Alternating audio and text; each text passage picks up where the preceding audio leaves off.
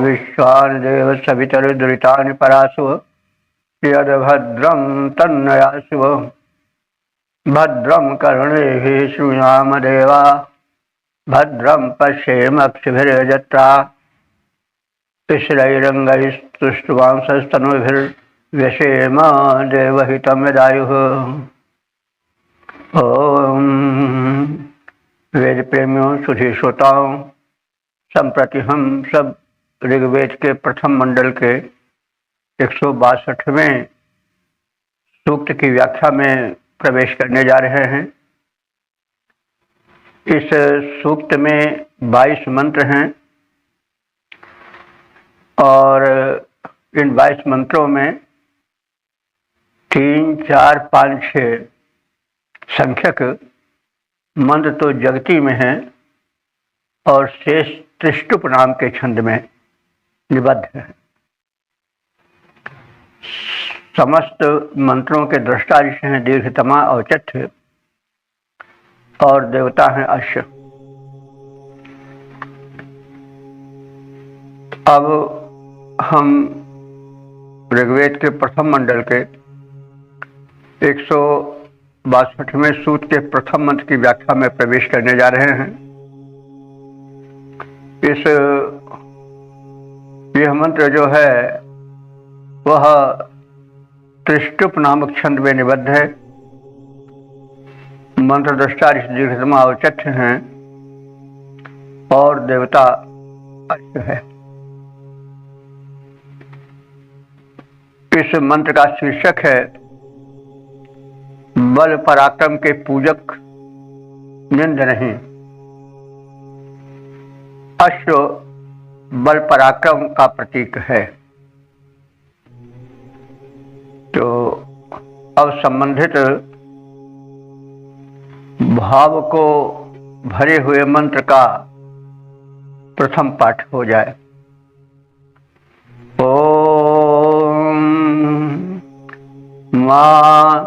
No मित्रो वरुणो अर्यमायुरिन्द्र ऋभुक्षाः मरुतः परीक्षण यद्वाजिनो देवजातस्य सप्तेह प्रवक्ष्यामो विदथे वीर्याणि।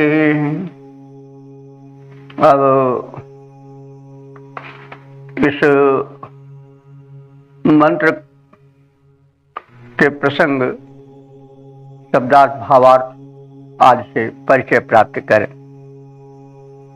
जैसा निवेदन किया गया है कि मंत्र के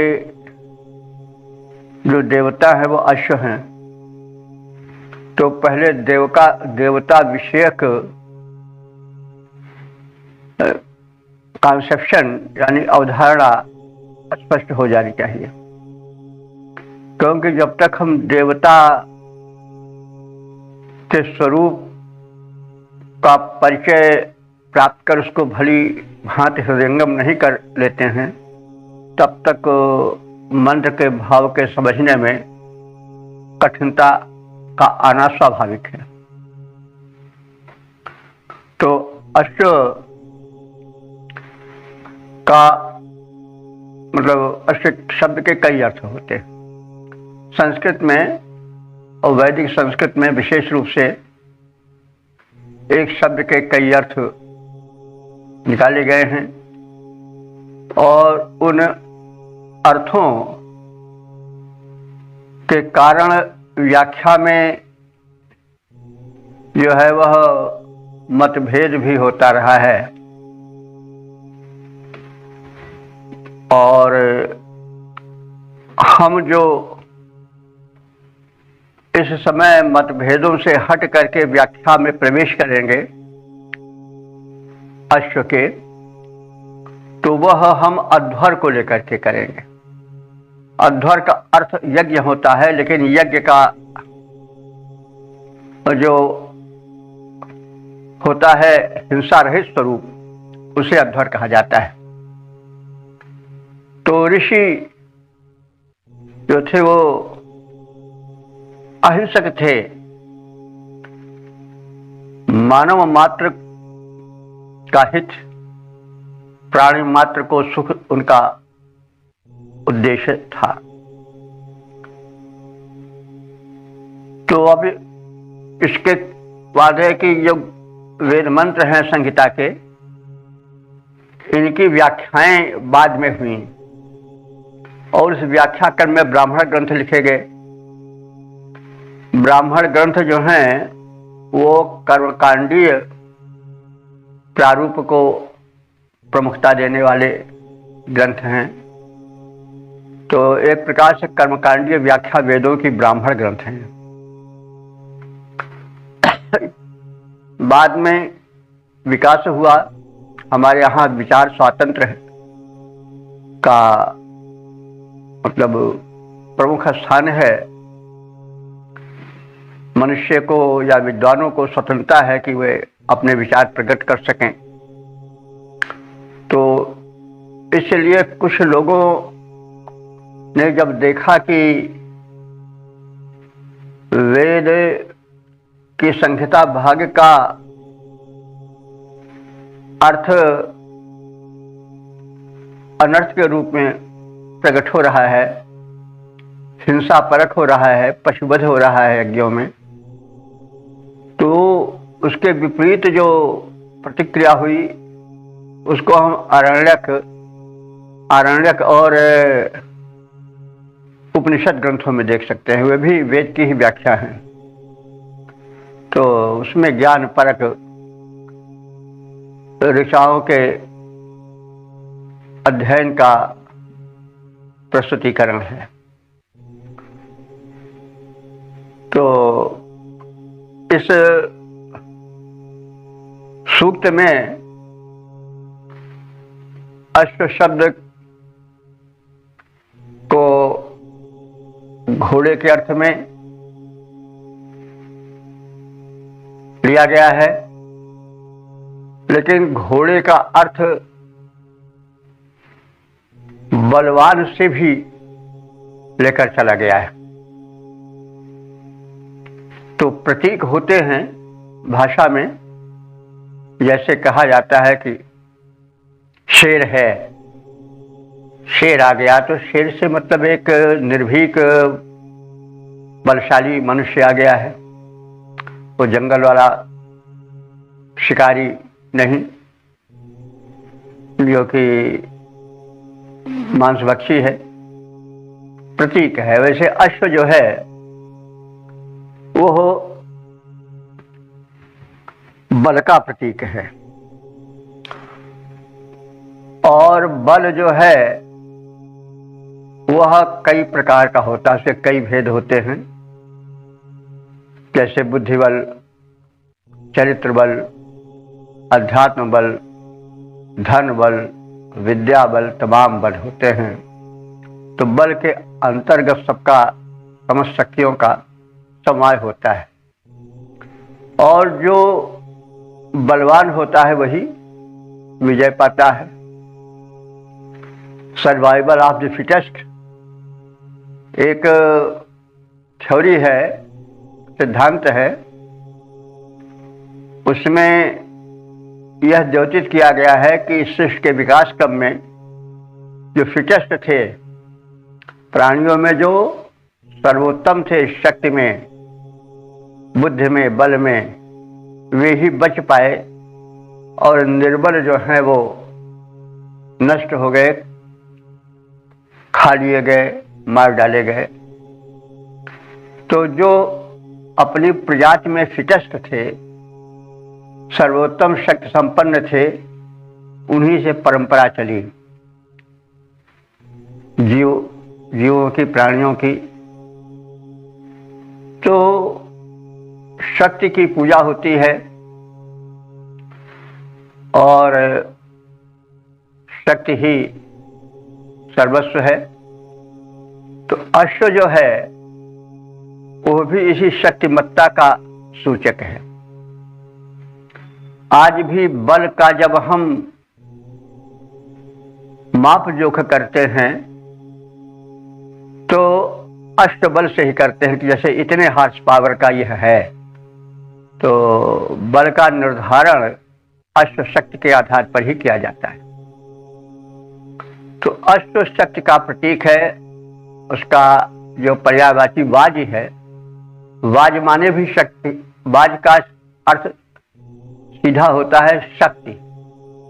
घोड़े में बड़ी शक्ति होती है दौड़ने की, उसमें साहस भी होता है, युद्ध के क्षेत्र में वो बढ़ता चला जाता है, तो इसलिए उसको बाजी भी कहा गया है, इसलिए कि वो बड़ा निर्भीक और बलशाली है। तो इस सूक्त के 22 मंत्र में प्रारंभ में बल की पूजा है और फिर उसके पश्चात अश्वमेध का एक प्रकरण चलता है, विशेष करके 8वें मंत्र से 22वें मंत्र तक उसकी व्याप्ति है, जिसमें अश्वमेध की व्याख्या की गई है, तदनुसार अर्थ किया गया है। अब जब उन मंत्रों में हम प्रवेश करेंगे तो उसकी व्याख्या करेंगे कि इसका प्रारूप क्या है। अभी तो जो मंत्र व्याख्यायित होने जा रहे हैं, इनमें शक्ति के प्रतीक अष्ट की पूजा है। पूजा कौन जाता है? जो बलशाली होता है। निर्बल को संसार में जीने का अधिकार नहीं है। सिंह को पूछे न कोई, कभी बलि पे बकरे ही चढ़ाए गए। बकरा कमजोर होता है, उसी को भवानी क्यों पसंद करते हैं, शेर को क्यों नहीं करते? शेर तो उनकी सवारी है। तो यह सृष्टि का नियम है कि शक्ति की ही पूजा होती है। सिंह को पूछे न कोई, कभी बलि पे बकरे ही चढ़ाए गए। दुग्ध पिलाए गए, अह पे केचुए कटिए में लगाए गए। कृषकों का मित्र जो केचुआ होता है वो कटिए में लगाया जाता है, वो भी तो सांप की तरह रेंगता चलता है, लेकिन वो दुर्बल है, उसको कटिए में लगाया जाता है। कविदी पर ही जग की यही रीति, यहां निर्बल सदा ही सताए गए। कमजोर पर ही लोग अपना क्रोध उतारते हैं, सबल से भिड़ने की हिम्मत नहीं लोगों में हो पाती है। तो इस सूक्त में बल की पूजा है। जो मंत्र पढ़े जाएंगे प्रारंभ के, उनमें बल की उपासना है। बल के अंदर कई कोटियां आ जाती हैं, अध्यात्म बल, बुद्धि बल, शारीरिक बल, धन बल, यश बल, पद बल, सब बल ही हैं। तो अब यहां पर इस मंत्र में बलशाली अश्व की पूजा की गई है और उसका वर्णन किया गया है। अब हम शब्दार्थ की ओर ध्यान दें। यत, यत माने जो, देव जातस्य, देवों से उत्पन्न, वाजिनः बलशाली अश्व हैं, अथवा बलशाली व्यक्ति भी कह सकते हैं, प्राणी भी कह सकते हैं। विदथे, विदथ कहते हैं संग्राम को, और विदथे माने संग्राम में, युद्ध में।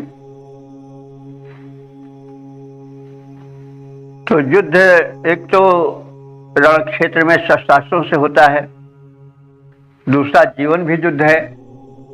हमें सदा सर्वदा किसी न किसी से लड़ना भिड़ना पड़ता है, कभी रोग से, कभी शोक से, कभी काम क्रोध मद लोभ आदि हैं, ये तो सदरूप कहे गए, इनसे भी लड़ना पड़ता है। संत महात्मा साधक तो इन्हीं को पराजित करते हैं पहले। तो कभी अपनों से, कभी परायों से, किसी न किसी रूप में मनुष्य को संग्राम करना ही पड़ता है। तो संग्राम को हम रण क्षेत्र में होने वाला भी कह सकते हैं और जीवन संग्राम से भी जोड़ सकते हैं। तो जो बलशाली अश्व है या बलशाली व्यक्तित्व है, वह विदथे संग्राम में,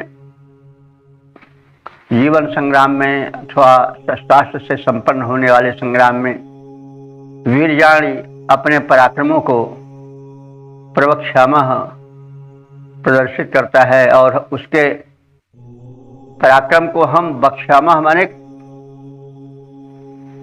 कहने जा रहे हैं या कहेंगे, प्रवक्ष्यामः विशेष रूप से कहेंगे।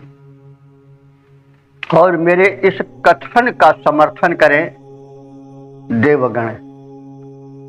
मैं बल पूजक हूं, बलशाली अश्व की भी सराहना करता हूं, उसके पराक्रम पर भी मुग्ध हूं, और जो व्यक्ति अर्जुन द्वारा भांति भांति के बल प्राप्त किए हैं, उनके बल की भी प्रशंसा करता हूं। ऋषि इस क्रम में कह रहा है कि मेरे इस बल पूजन वाले कार्य को अथवा अश्व की प्रशंसा वाले कार्य को मित्र, मित्र देवता, वरुण, वरुण देवता, अर्यमा देवता, आयु, आयु देवता और ऋभुक्षु, ऋभुक्ष देवता तथा मरुदगण, मरुतः, मरुदगण, यह है मां परिरव्यन, हमारी निंदा न करें। यानी मैं पराक्रम की, बल की अथवा बलशाली यश की तो प्रशंसा करूंगा, तो वे प्रशंसा को सुनने वाले जो देवगण हैं, इंद्र, मरुत, वरुण आदि, वे इससे रुष्ट होकर के हमारी निंदा न करें, क्योंकि बल पूजा जाना चाहिए और मैं बल का पुजारी हूं। जैसा पहले कहा गया है, संसार में सबसे बड़ा शाप है निर्बल होना। मनुष्य निर्बल होकर एक तो रह नहीं पाएगा और रहेगा तो अपमानित होकर रहेगा।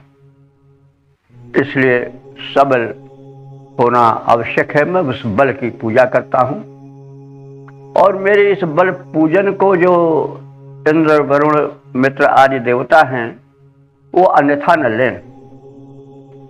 तो इस प्रकार से हम दिव्य शक्तियों से उत्पन्न बलशाली अश्व द्वारा संग्राम में प्रदर्शित पराक्रमों का वर्णन करते हैं, अथवा जो साधक, जो मनुष्य चाहे जिस प्रकार का बल प्राप्त किए हों, उनके बल प्राप्ति में कुछ तपस्या, कुछ कुर्बानी करनी पड़ी है, तो मैं उनके इस बल प्राप्ति की, बल के अर्जन की प्रशंसा करता हूं।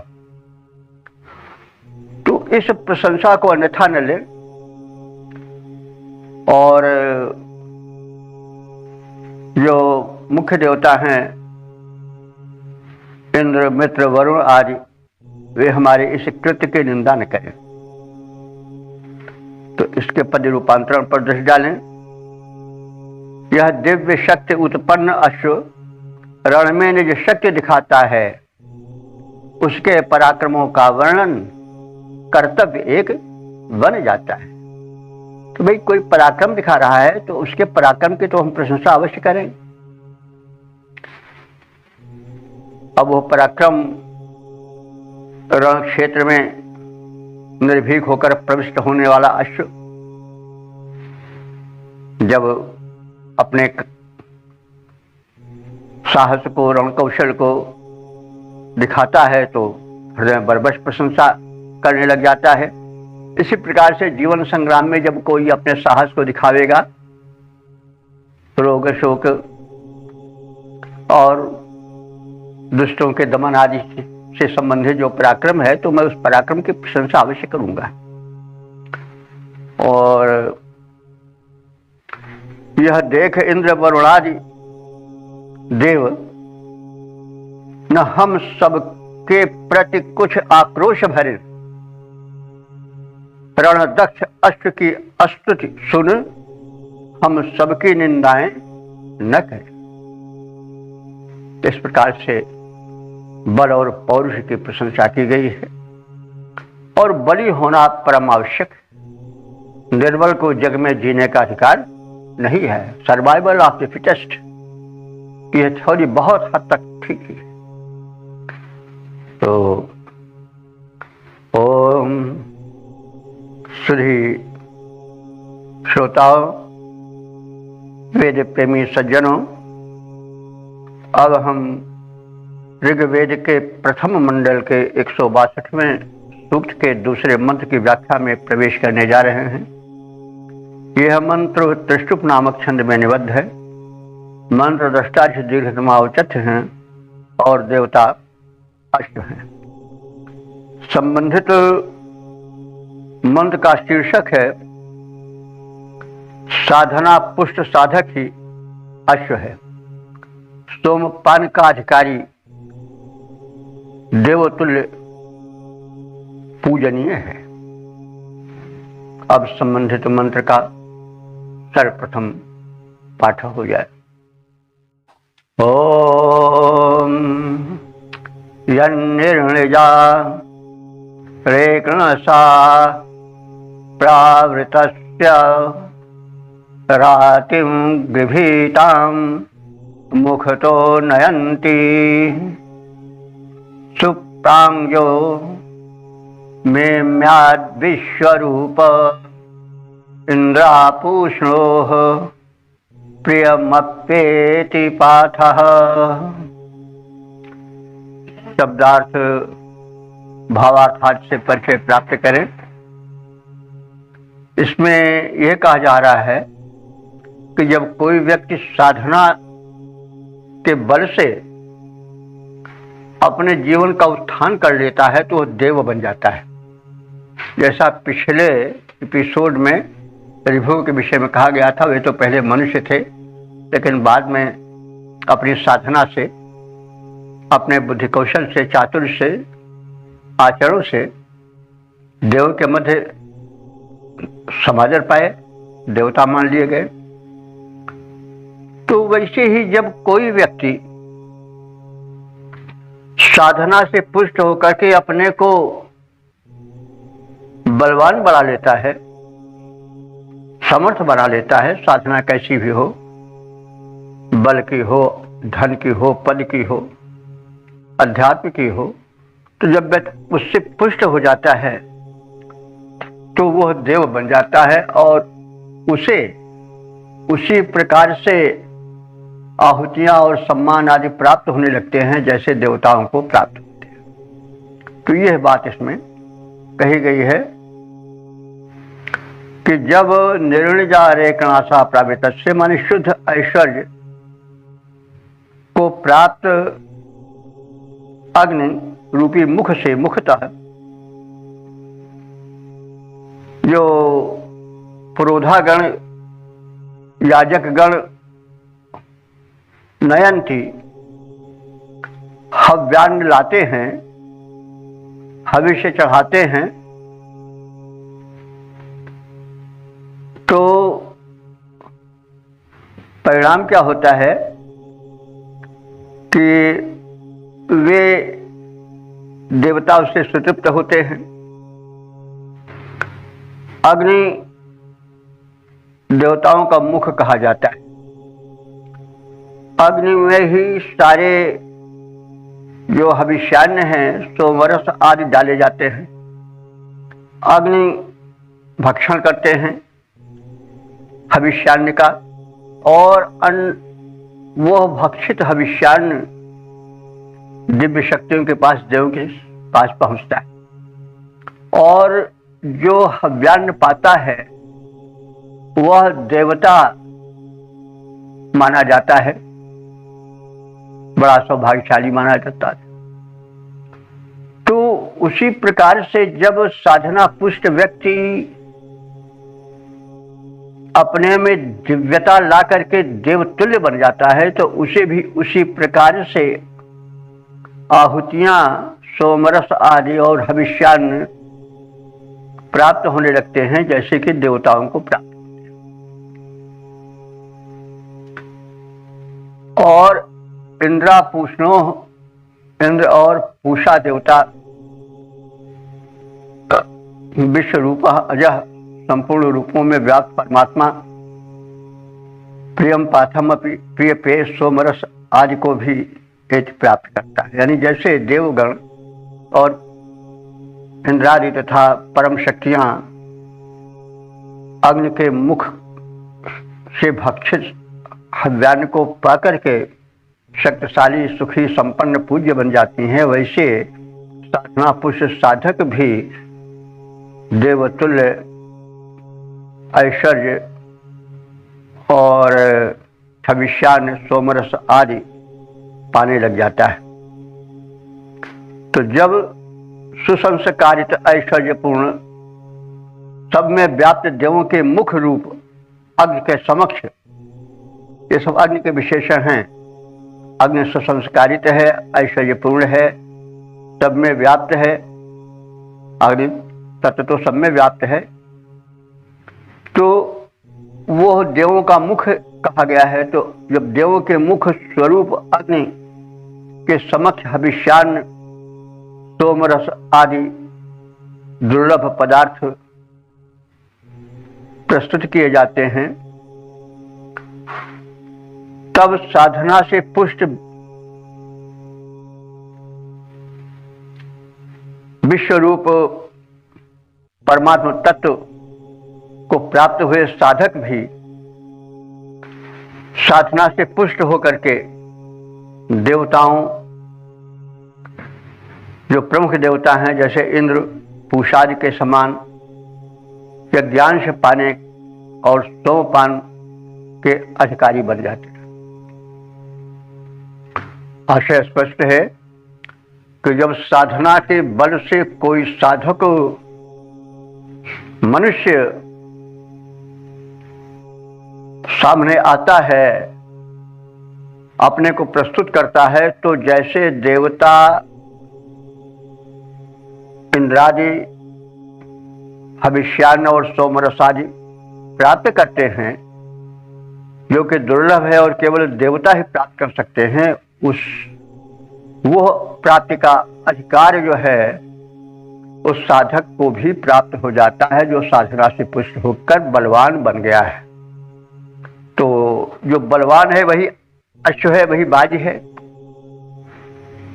और इस प्रकार से साधना, लगन, त्याग, तपस्या से जो गौरव प्राप्त होता है वही गौरव मनुष्य को अश्व बना देता है। अश्व माने बलशाली बना देता है। तो यह बात कही गई है। साधना पुष्ट जीवात्मा जब बलवान परम है बन जाता, जीवात्मा, साधना पुष्ट जीवात्मा जब बलवान परम है बन जाता, वह देव पंक्ति के सम्मुख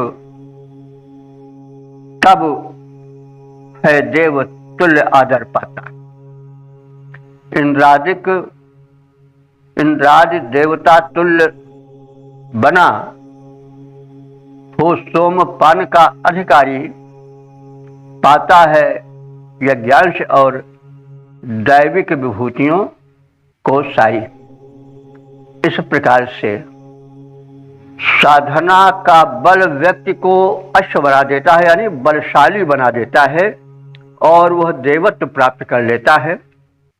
यह बात इस मंत्र में मूल रूप से कही गई है और कहा गया है कि देवत्व कोई बहुत दुर्लभ वस्तु नहीं है। तुम साधना करो, त्याग करो, तपस्या करो, लगन लगाओ, देवत्व तुम्हारे चरणों में झुकेगा, तुम अलंकृत होगे और जो देवता पाते हैं सम्मान, वह सम्मान तुमको सुलभ हो जाएगा। तो यह प्रेरक मंत्र है और मनुष्य में साधना के प्रति एक झुकाव, एक लगन, एक प्रोत्साहन प्रदान करने वाला है। ओम मेरे प्रेमियों, सुधी श्रोताओं, संप्रति हम सब ऋग्वेद के प्रथम मंडल के 162वें सूक्त के तीसरे मंत्र की व्याख्या में प्रवेश करने जा रहे हैं। यह मंत्र जगती नामक छंद में निबद्ध है। मंत्र दृष्टा से दीर्घतमा औचित्य हैं और देवता हैं अश्व। मंत्र का शीर्षक है सत्संग से पुष्ट व्यक्ति बकरे की निरीह स्थिति से निकलकर अश्व की बलवत्ता प्राप्त करता है। अब संबंधित मंत्र का प्रथम पाठ हो गया। ओम एष छागः पुरो अश्वेन वाजिना उष्णो भागो नीयते विश्वदेव्यः अभिप्रियं यत् पुरो दाशमर्वता त्वष्टेदेनं तौश्रवसाय जिन्वति। शब्दार्थ भावार्थ आदि से परिचय पाएं।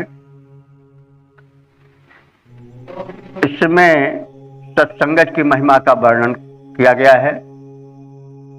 जब बलवान, चाहे तपोबल से युक्त व्यक्ति हो, बुद्धि बल से, अध्यात्म बल से, किसी बल से जब कोई युक्त होता है, उसके समीप जब कोई निर्बल व्यक्ति आता है तो उसके संग के प्रभाव से वो भी बलवान बन जाता है और देवतुल्य पूजा पाता है। यही भाव मूल रूप से इसमें कहा गया है कि ऐसा छागा, यह है छाग। छाग माने बकरा। छाग शब्द तो लोक भाषा में भी प्रचलित है। आज भी छाग शब्द बिना कोई विशेष उदाहरण के दिए समझा जा सकता है। छाग माने छगड़ी या छगड़ा या छाग। तो यहाँ पर छाग प्रतीक है, ऐसा छाग। तो छाग जो है वो दुर्बल बताया जाता है। वही बकरे को जो चाहता है वो काट देता है, गाड़ी मुजल की तरह, मूली गाजर की तरह काट दिया जाता है और उसकी पुकार कोई नहीं सुनता। कहा जाता है कि बकरी की माँ कब तक खैर मनावेगी, इस बाजार को नहीं तो उस बाजार को किसी न किसी दिन तो आगे पीछे काट दिया जाएगा, मांसाहारियों का भोजन बन जाएगा। और उसको मारने के लिए कोई बड़ा प्रयत्न भी नहीं करना पड़ता, बड़ी आसानी से वो गिराकर मार दिया जाता है। तो छाग जो है वो बकरा कहा जाता है, जो वो अल्प प्राण। अल्प प्राण माने बड़े निर्बल शक्ति वाले मनुष्य का प्रतीक है। तो जब छाग के तुल्य दुर्बल अल्प प्राण मनुष्य अश्वेन वाजिना, यह है सबल मनुष्य का विशेषण। अश्व की तरह बलशाली किसी पुष्ट साधक के समीप जाता है, नियते लाया जाता है, तो त्वष्टा अर्वता उस आत्मबल युक्त बलशाली व्यक्तित्व वाले के संसर्ग से उस श्रेष्ठ साधक के साथ वो भी श्रेष्ठ बन जाता है। वो छाग से, छागत्व से उस निर्बलता से उठ करके सबलता को प्राप्त हो जाता है।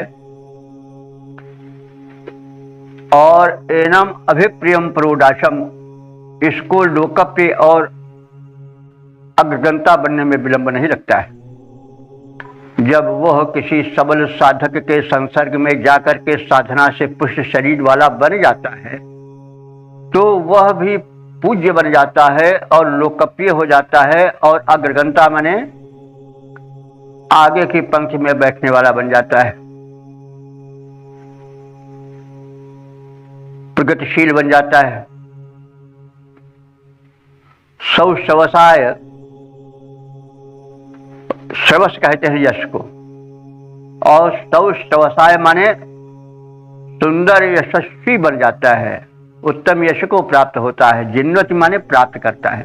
सौश्रवसाय जिन्वति, वह उत्तम यश को प्राप्त करता है।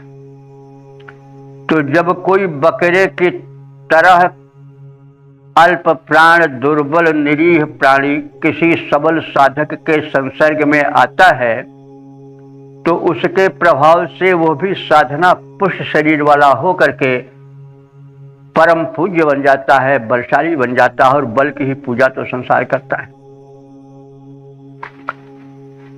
तो वह भी अग्रगंता बन जाता है, समाज में मुखिया बन जाता है, आगे बैठने वाला बन जाता है और वह गण्यमान बन जाता है, नगण्य से गण्यमान हो जाता है, लोकप्रिय हो जाता है और सौश्रवसाय जिन्वति और उत्तम यश को प्राप्त करता है। तो इस प्रकार से सत्संगत महिमा नहीं गोई, सबल व्यक्ति की संगति करना चाहिए, सशक्त का साथ करना चाहिए। भले ही व्यक्ति दुर्बल है लेकिन वह सबल के संगत से जो है वह सबल बन जाएगा। स्वाभाविक है, इसका वर्णन स्थान स्थान पर हुआ है कि सत्संगत महिमा नहीं गोई।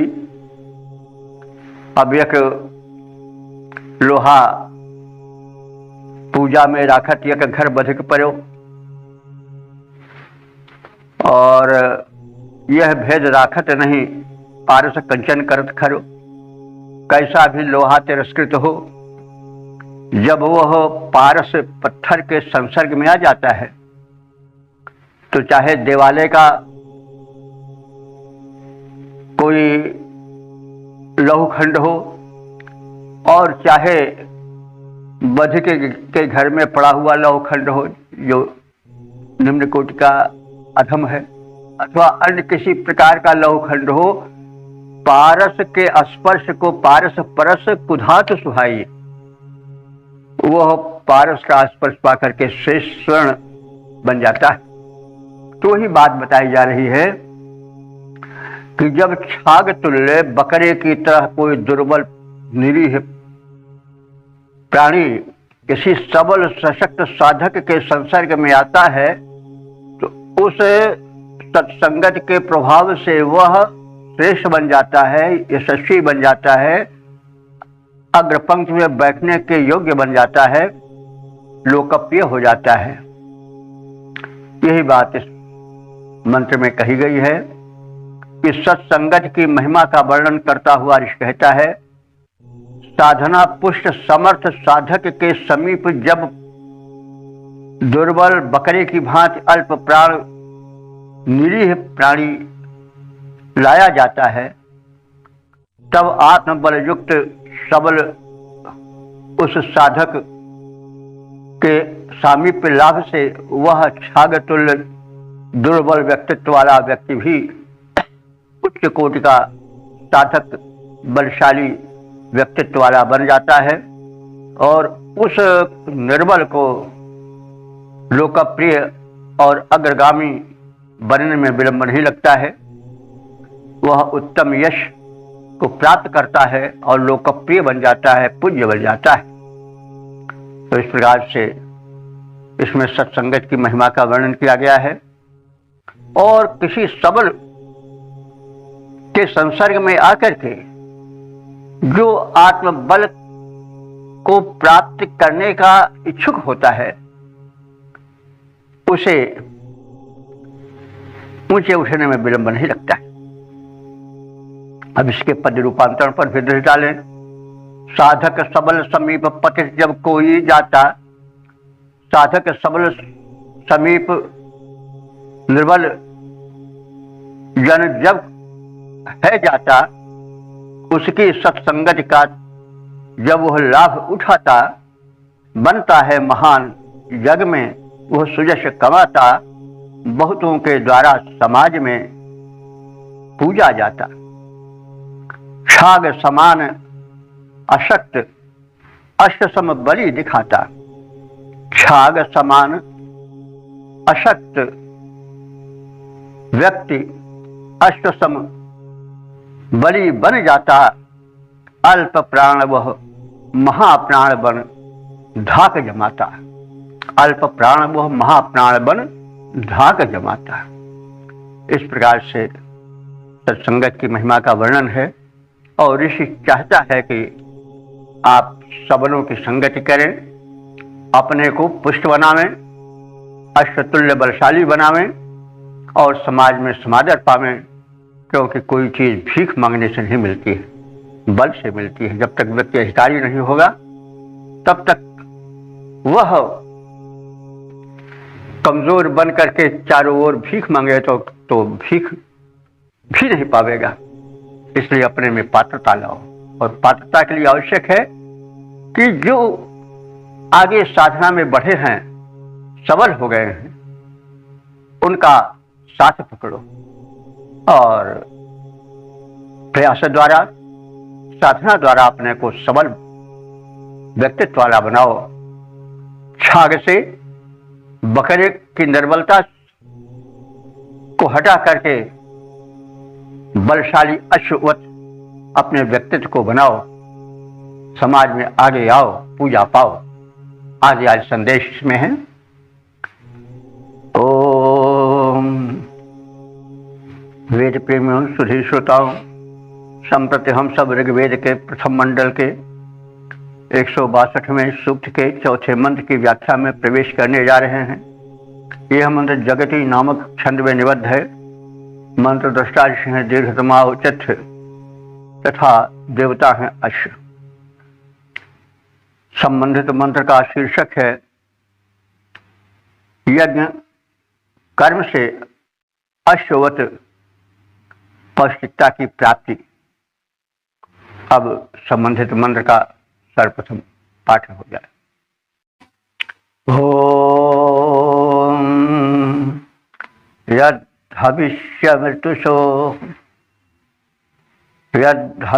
मृतुषो देवयानम त्रिर्मानुषाः पर्यश्वं नयन्ति अत्रापूष्णः प्रथमो भाग ऐति यज्ञं देवेभ्यः प्रतिवेदयन्नजः। शब्दार्थ भावार्थ प्रसंगादि से परिचय पाएं। इस मंत्र में यह बात बताई जा रही है कि बड़े इच्छुक व्यक्ति, अपने को सबल अश्ववत बनाने वाले साधक और जीवन को संवारने सुधारने के इच्छुक जिज्ञासु पहले अपने भाव को पवित्र करें। ऐसे केवल मनमोदक खाने से काम नहीं चलेगा। मनमोदक नहीं, तृषा बुझाई, मन में लड्डू खाने से पेट तो भरेगा नहीं। तो इसके लिए पहले ऋषि बता रहा है कि आप दृढ़ संकल्प लाओ मन में कि हमको यह करना है। तो उसके बाद उन साधकों के पास जाओ जो कि साधना से पुष्ट हो गए। तो वही बात कही जा रही है कि मानुषा जब अपने को अष्टतुल्य सबल बनाने वाला सामान्य मनुष्य कांक्षा लाता है कि हम सबल बने, समाज में समादर पावे, बलशाली बने, समुन्नत जीवन के भागी बने, तो उस मनुष्य को चाहिए कि हविष्यम देवयानम, वह अपने को हविष्य बना दे, हवन बना दे। हवन क्या का कार्य क्या होता है कि जो अपने को अर्पित कर देता है अग्नि में।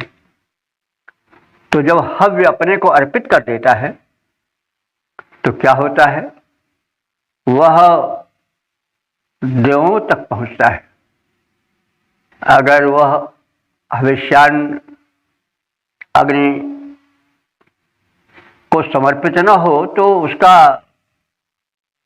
देवत्व तक पहुंचना संभव ही नहीं है। तो वही है कि मिटा दे अपनी हस्ती को।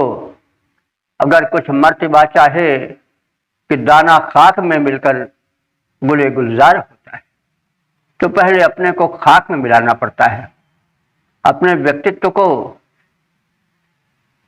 अहंकार से शून्य बनाना पड़ता है और साधना को समर्पित करना पड़ता है। तब जीवन में जो है वह एक सुगंध आती है, एक शक्ति आती है, तब वो गुलजार बनता है, वो शोभा प्राप्त करता है कि गुलशन पूरा जीवन और समाज उसके द्वारा महत्व है। तो वही बात कही जा रही है कि मनुष्य को हविष्य बन जाना चाहिए ताकि वो देवयानम, देवों तक पहुंच सके, देवत्व प्राप्त कर सके। और ऋतुषः माने ऋतुओं के अनुसार, यानी जैसा समय हो, जैसा वातावरण हो, उसके अनुसार वो कार्य करे।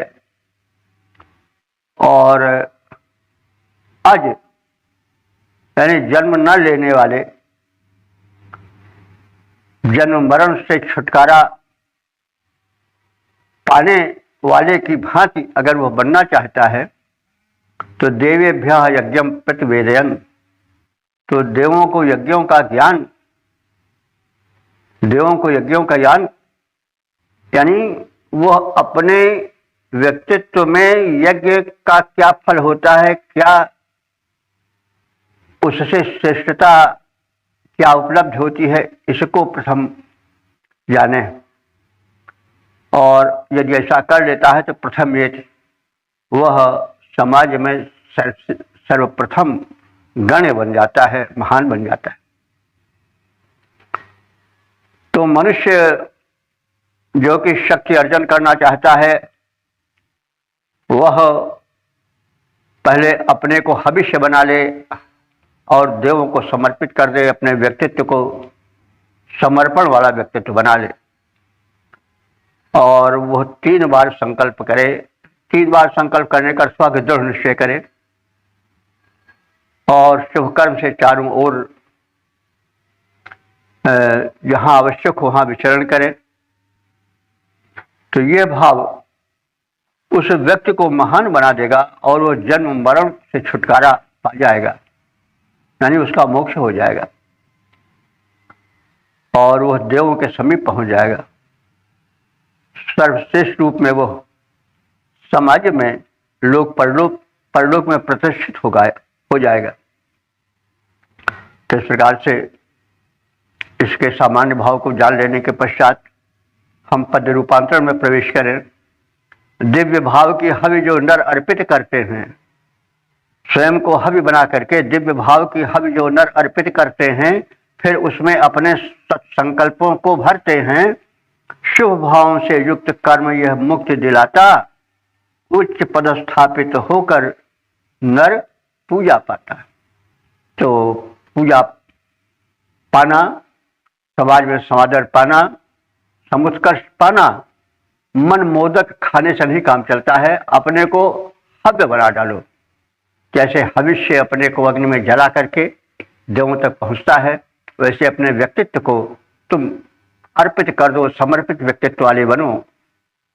और जैसा अभी कहा गया है कि मिटा दे अपनी हस्ती को। अगर कुछ मर्तबा चाहे कि दाना खाक में मिलकर गुले गुलजार होता है, जब तक दाना अपने को धूल में नहीं मिला देता है तब तक उससे अंकुरण नहीं होता है, तब तक वो उस क्षेत्र की शोभा नहीं बन पाता है। एक पात्र में रखा हुआ अन्न को घुन खा जाते हैं, तो जो ऐसे बंद पड़ा रहता है वह नष्ट हो जाता है। आगे बढ़ने के लिए, अपने को पुष्पित पल्लवित करने के लिए, श्रेष्ठ पाने के लिए पहले अपने को खाक में मिलाना पड़ता है, यानी अपनेपन को समर्पित करना पड़ता है। जैसे कहा गया है कि मिटा दे अपनी हस्ती को अगर कुछ मर्तबा चाहे कि दाना खाक में मिलकर गुले गुलजार होता है। तो इस प्रकार से ऋषि हमें शिक्षा देता है कि हम अपने व्यक्तित्व को समर्पित व्यक्तित्व बनावें और साथ साथ वह व्यक्तित्व बनावें जो कि बलिदानी व्यक्तित्व हो, जो अपने को बलिदान के लिए समर्पित करने वाला हो। जैसे हविष्यान्न है, उद्यमों तक पहुंचने के लिए अपने को पहले अग्नि में जला देता है, तब वो देवों तक पहुंच पाता है। तो इस प्रकार से वेद मंत्र बड़ी उच्च शिक्षा देने वाले हैं।